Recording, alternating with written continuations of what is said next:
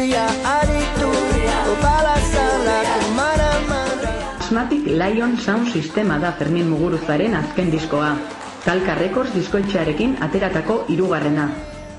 Ostegunean aurkeztu zuen Donostiako Koldo Mitxelena kulturgunean. Fermin Muguruzaz gain, lan honetan parte hartu duten zenbait lagun izan ziren bertan. Disko honetan eskintzen dudan bai, ez? Badago, bidai baten bitako jarraia, musikari ezberdinen topaketa, beraz, hauts ezberdinen erakusleria da. Lokala eta globala azkenean bai bi norabideko bidea dela, ez?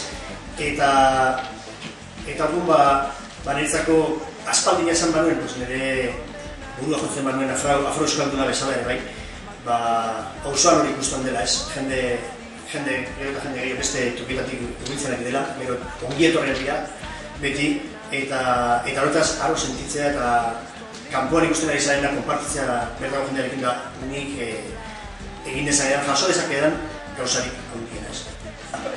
Eta egia da, badirela zenbait ziurgabetasunen ezien artean arnaza ikasi behar dugu berriz ere hartzen, ez.